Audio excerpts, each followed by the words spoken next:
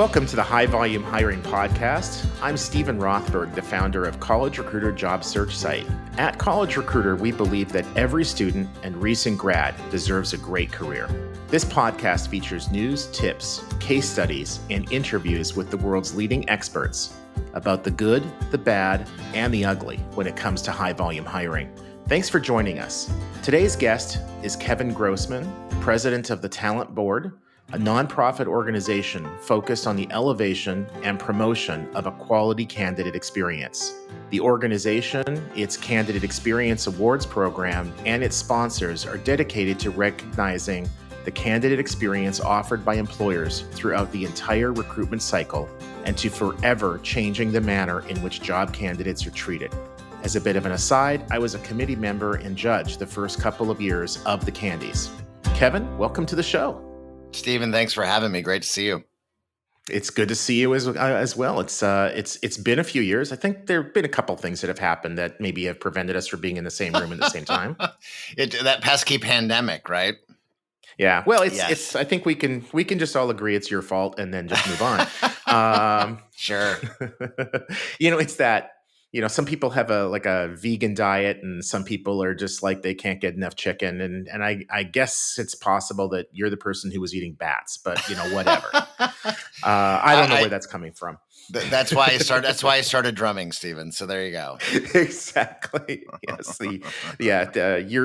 Your family, your wife and daughters must be extremely tolerant to have an aspiring drummer in the family. I think when we first met years ago, you were leading HR marketer and doing a lot of its marketing work. Yeah, it's like, whoa, HR marketer, that's a blast from your past.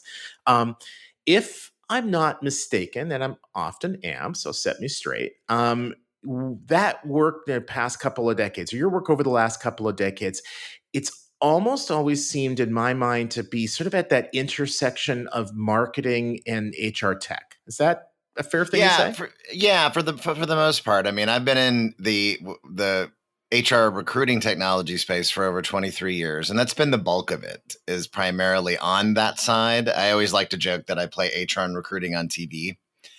But I've always loved the space. And when I first came into the space, there was a startup that I worked for in Santa Cruz, actually, that was focused on helping to match. We had our own secret sauce algorithm, matching candidates to jobs. This was the .com heyday before the bust. And I did some kind of ad hoc recruiting and sourcing on behalf of some of our customers because we leverage our technology, but we still had human interaction. And I really fell in love with recruiting because prior to that, I had been in high-tech marketing communications, but nothing really to do with recruiting and hiring, not directly. And ever since, I've loved the space. And so when I had the opportunity to run Talent Board, I jumped at the chance because it got me closer to working with the talent acquisition side with practitioners and to do the research that we do. And that's why I have loved doing that to date. Yeah. I remember hearing that you were going to be leading the Talent Board, and it was like, okay, whoever created this short list and then probably had you at the top of that short list, really good recruiter. Well, it's funny. I'll give logical. I'll give credit to that recruiter because I was also involved early on, just as you were. I was one of the early volunteers. As you remember, it was very volunteer driven. It was always a data driven process. The judge process that you referenced was when we got to. There was a judging aspect to it when we got to judge the winners on who had the most. The best story, basically. So that was that process. Ever since we've done less of that, we focused more on case studies, but it's still very data driven. But the recruiter was Elaine Orler, actually. She's the one that recruited me. And then getting to know Jerry Moore, which I did back then, and then Ed Newman, who all three of them started Talent Board. But Elaine's the one that recruited me. Yeah. Well, so my suspicion about somebody being really good who picked you, spot on. I didn't That's realize right. it was Elaine, but Exactly. that doesn't. Yeah. That if I had known it was Elaine, it was like, okay, yeah, that makes total sense. Yeah. She's a total rock star. Absolutely. Yeah. Um, so, question for you: Yeah. when you're thinking about the world of hourly workers, particularly in high volume kinds of hmm roles, hospitality, retail, call center, warehouse, etc., what would you say the state of the candidate experience is right now? It is, I would argue, counterintuitive to I think what most people would think, especially what happened in year one of the pandemic when a lot of the folks a lot of people were laid off of work during the first year of the pandemic, and those industries, hospitality, retail, airlines, were decimated, right, for a while. But what we found, interestingly enough, is that the higher positive candidate sentiment and perception of fairness is much higher with hourly candidates than with than with professional or management. Management's actually got some of the lowest positive marks overall. Now, there's a lot of things to unpack, though, right? Because I mean, we can't control for all the variables in our data and research, but I do know that with more seniority in the when it comes to with certain job roles, there's more hoops to jump through. There's more complexity. People who have been in the workforce a lot longer, we don't measure cynicism, but I mean, there's some of that boils in. But what's interesting, though, what we've been starting to look at more, and I'm hoping that it comes out in this the end of year's research reports from the 2022 benchmark that we're still gathering data for. But I think what we're finding is that technology actually has played a bigger role in improving the candidate experience for high volume hiring than maybe even what we'd think. And let me be specific about that. So we know that texting today has a much higher deliverability when it comes to people, period, job candidates in particular, not only notifying candidates of jobs, but telling them what's going to happen next. If they're in process, they can apply on their mobile devices. In fact, a lot of these candidates maybe even barely use email, right? Depending on Yeah, the industry, right. in manufacturing and many other industries, they're all on their devices. Texting is the way to reach them. So companies that have been, and we've seen an increase in texting on the employer side. Candidates prefer that. I think hourly candidates and high volume candidates totally prefer that. And it actually we've seen a spike in positive sentiment. Here's the thing. Most of the candidates in our research, regardless of job type, they don't get hired. That's the reality of real life. For any given job, most don't get the job. But when there's more engagement and communication that's consistent, even if it's not a human, we all want to talk to humans. Don't get me wrong. But you know this too, better than anybody, for that there's not a lot of human interaction at all for any high volume at the point of application. There's just not. That's Yeah, it's mostly automated. basically zero. It's Yep. zero, right? But if there is engagement and communication, even if it's automated, it makes a difference, because before there was Mhm. just a void of nothing anyway. It's just the black hole, and email deliverability is harder anyway every year because of those things that we just pointed out. So texting, chatbots, especially those that have more conversational AI that are learning and getting better at answering questions for candidates, not only on the career site, but throughout the application process, even into to scheduling interviews now. Although, I mean, it's much more pervasive. So we're starting to take a look at that more. It's not a direct correlation, but there's a relationship there. When there is more consistent engagement and communication, it's a better experience. And what's interesting is that we also measure what we call the resentment rate. So the percentage of candidates who say, I will never do anything with you again because I had a crappy time. It's much lower for hourly. Even this year than all candidates together in the data that we have so far. And we're on our way to probably another 200,000 responses this year, just for this year's data set globally, most of North America, but globally as well. So it's fascinating to see that they say that it's much more positive, and their perception of fairness is higher than professional hires and then management hires. So let me dig into that because it's fascinating. You started off by saying it was counterintuitive for many. Definitely, I'm in that group. I'm shocked and happy all at the same time. Um, I'm I'm far more concerned about the millions and millions and millions of hourly workers than I are the handful of CEOs who might have Oh been yeah, I pissed agree off with by an you application wholeheartedly. process, right? Wholeheartedly. They can take care of themselves, and they're a higher sought after commodity, and they'll be just fine.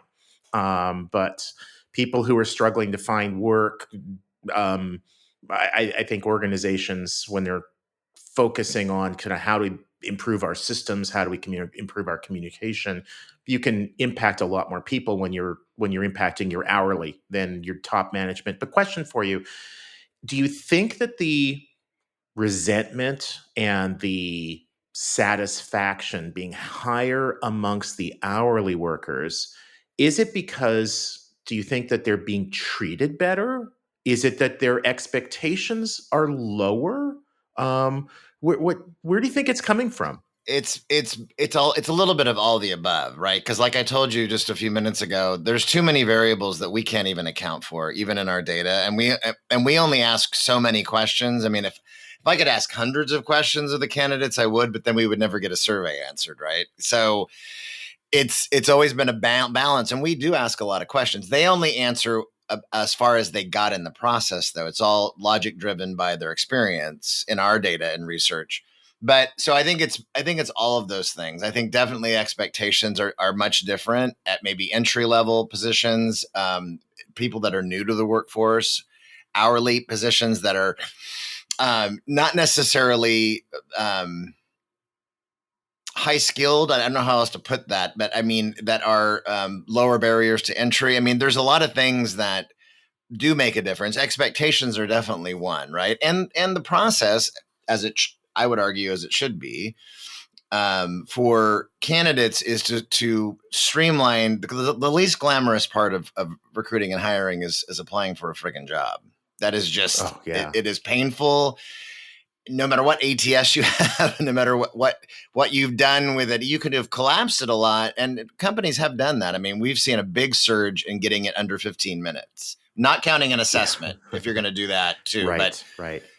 so I think that there's a lot of factors that are involved, just as you mentioned, but expectations are definitely one. But I mean, what we find is that, again, I think they're getting technology's helping to keep shuffling them along and not falling through the cracks as much. I mean, there's still the whole thing about the black hole, and I never heard back. That happens a lot, unfortunately. And in fact, there's still a good clip of candidates, and we're still looking at the data this year, that after 2 months still haven't heard back from the company after they applied. And it's like upwards of 50% ish.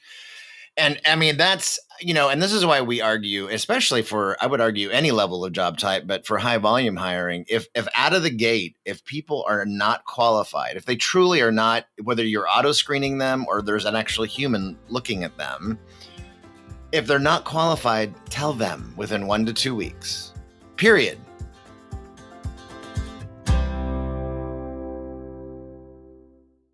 Hi there. I'm Heather Drago. And I'm Sarah Saunders. We host the podcast, That's a Hard No, about saying no and setting boundaries, so you can become that true and empowered you that this world needs. Saying no isn't just okay.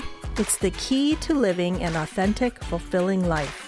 I'm a licensed professional clinical counselor, so while this podcast is in no way a replacement for one-on-one therapy, I suppose I know what I'm talking about. I'd say so. We talk about learning to say no and set healthy boundaries, and how it impacts mental health, physical health, relationships, parenthood, and more. Subscribe wherever you get your podcasts and visit our website, hardnopodcast.com. We're here to help you find your no and say it unapologetically. That's a hard no.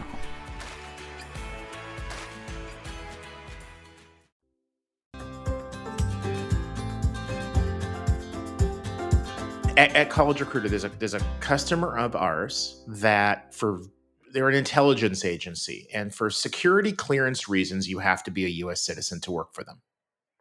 So one of their questions in their application process is, "What are you, a citizen of the United States? Yes, no." So if it's a no, something clear like that under no circumstances can we ever hire you, you should just tell the person, right then and there, right? Exactly.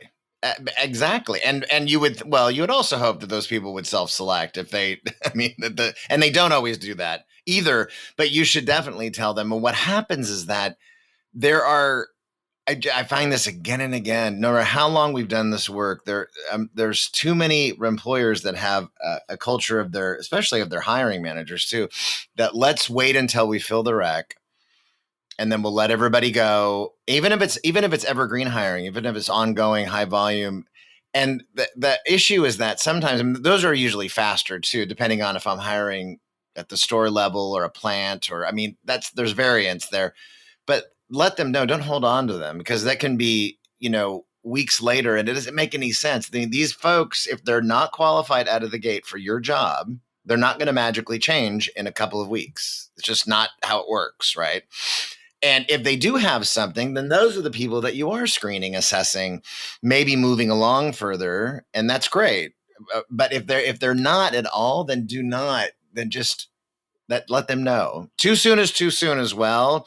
Don't have it set so if you're auto screening and they apply and a minute later they get a rejection, don't do that either. Give it a little breathing room. Give it a day. You can set the dials. This is what I've been spouting now for the past couple of years, is that employers, you all control the dials. You may not be happy with some of your recruiting tech stack. That's not the point, though. You still control the dials of what you're saying to candidates, when you're saying it, with what frequency, and how the systems and how they work. You control those things. So why are you still letting that same autoresponder that was out of the box that says, "Thank you for your interest, we'll be in touch if you're qualified"? You can do better than that. It doesn't take that much work. And I just did a webinar with a few hundred people yesterday that I was asking. I always ask everybody this, from workshops to whatever: how many of you apply for your own jobs? And this was still about less than 50% said that they did. And I'm like, this is a perfect opportunity. You don't have to do it every month, week, or maybe once or twice a year. If you implemented a new ATS or system, do it after that too. Just walk through the process, apply for a job, feel what it's like. This is what we're making candidates do, even especially for even high volume. If you're doing constantly a lot of churn, and you don't want to lose potentially qualified folks because they're like, I'm out, because you're making me create an account, upload a resume, then refill out the same friggin' places that I just loaded. So I think those are, but the employers do, you control the dials. Yeah. It reminds me, and not to go way into a tangent or anything, it reminds me years ago, there was a national restaurant that was advertising part-time delivery drivers with us. And they were complaining that thousands of people were going to the position on their ATS, and they had like 6 applications. It was just like an absolutely atrocious conversion rate. Wow. And couple questions that we'll typically ask when we see things like that is like, is it unusual that you're seeing that kind of result from College Recruiter? Are we the outlier? Like, are all of your other sources good and we're bad? Well, that tells us something. Or are you seeing it across the board? It's like, no, we're seeing it across the board, but your audience should convert really well, blah, blah, blah. Fair enough. So we tested the application process. Part-time delivery drivers. So, what do you really need to know about that person? It was a 40-minute application process. It was the same process as if they were hiring like a chief operating officer. I heard secondhand, I'm going to have to go look at it. I've heard that they're now down to 3 minutes. It's like driving for Uber. How long does it take you to apply? That's their competition. And so that's what they've done. And I'm sure there are loads of questions that they need to have answered after. If they decide to hire you, what's your social security number, right? They need that, but they don't need that and really shouldn't be gathering that on the front end. No, God, I was just talking to somebody else about that yesterday. And I'm telling you, when our daughters start actually applying for jobs, which now they're a tween and teen, wow, that's an amazing journey. And at some point they will, if that crap is asked for, they will never work for those places. Right. Like ever. You do not ask for their social security number or you just don't. It's not going to happen. Right. So At that point. don't do it. And You, at that right. point, no, Yeah. right, that's different. And because if they're getting the job, then that's a different scenario of information that I need. But one of the things somebody just reminded me of yesterday too is that I've been, touting for so long, make it an easier process, streamline it for candidates, make it easier to get in the front door, and then do your own whatever, how you screen, assess, whatever. But you still got to be compliant. Yeah.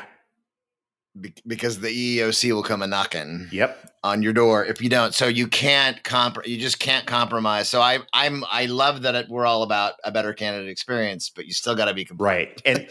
And also, just to add a little color to that too, don't blame choices that create a bad candidate experience on compliance when it's really not. Things like changing the autoresponder in your ATS. First of all, having it on so that, gosh, you tell people that they applied and we got it. And then when I was one of the judges, I think it was year 2 of the candies, and I think it was Enterprise Rent-A-Car. I was struck by how candid and forthright they were about the process that candidates were going to go through. And it was something, I'm just making up the days, but it was something like within 10 days, you're going to hear back from a recruiter. And if you go to the next step, then that's going to be, at most another 7 days. And then if you go to the next step, that's going to be at most another 14 days. And here's our process. And I've talked to employer after employer after employer about that. I see more of them doing that, a pledge, outlining candidly, transparently what their process is. And the ones that resist, the typical response is, well, what if we don't get back to them within the promised 5 days? It's like, okay, you're missing the point. What you do is that you say, what's the most amount of time it could possibly take for us to get back to this person at this and step? then you over-deliver. Right? And then, so if it's 7 days, you promise 9, so that you're always going to be a hero. And if there's an outlier case, a meteor strikes your city, then fine. Email the person, apologize. I just did that today with somebody. I was supposed to send something to somebody today, and it's not going to be today. So I told them, hey, it's going to be Monday. And they're like, cool, thanks. Yeah. Just it's about expectation setting. And so companies that I can tell you that we something else that we're diving into, and we're actually going to start writing it up this month and release it when we announce the candy winners in mid-September. But we were looking at the best place, the 100 best companies to work for. It's a great list, right? I mean, the work that Great Place to Work does and Fortune, it's a great methodology. They do a lot of really good research around it, employee experience feedback, all this good stuff. A question that we came up, and it was actually a discussion that I had with our current board, so Jerry Crispin, Ed Newman, and Debbie McGrath from HR.com, and we're like, and the question came up, technically, if those are the 100 best places to work for, they should have a good, positive candidate experience. I mean, that's the hypothesis. Yep. Certainly a high correlation. So, yeah. I mean, it should be. And so what we're doing is that we're doing our own review of those companies, but just at the point of research and application, not beyond that. So because we can't assess with screening interviewing, because we're not going to get an interview. We're just looking at, based on what we know candidates want and what the highest rated companies in our research are doing, we have a checklist. And so we're going through, and then we're going to release those results. And there's some interesting things that we're finding is that not everybody does on the front end. But many do still, and that's good. That's what we were hoping to see. So this wasn't like supposed to be a gotcha moment, but it was professional curiosity. So we're going to release those results in September for everybody to check out. Awesome. And just before we close, I'll just add my 2 cents for the gotcha reference. One of the things that I have always loved about the candies is that it's part of the DNA to use a carrot, not stick approach.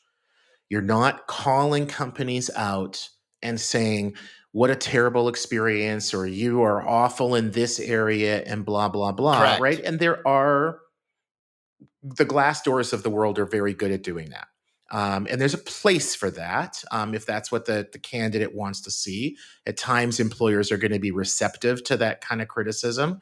But the Candy approach was always much more on the let's celebrate the successes, let's show what's possible, let's aspire to be better rather than beating people up for not being bad. So employers who haven't been a part of the process, I would definitely encourage. It is really, really informative to have an outside group come in and say, here's what you're doing, here's how it benchmarks against others, here's how you can get better. So in that vein, so Kevin, if people want to learn more about the talent board, the Candies, your drumming skills, how should they contact you?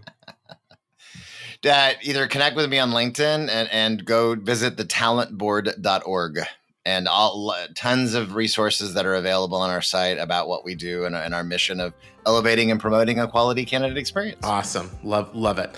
Thank you for joining us today on the High Volume Hiring Podcast, a co-production of Evergreen Podcasts and College Recruiter. Please subscribe for free on your favorite app. Review it. 5 stars are always nice, and recommend it to a couple people you know who want to learn more about how best to hire dozens or even hundreds of people.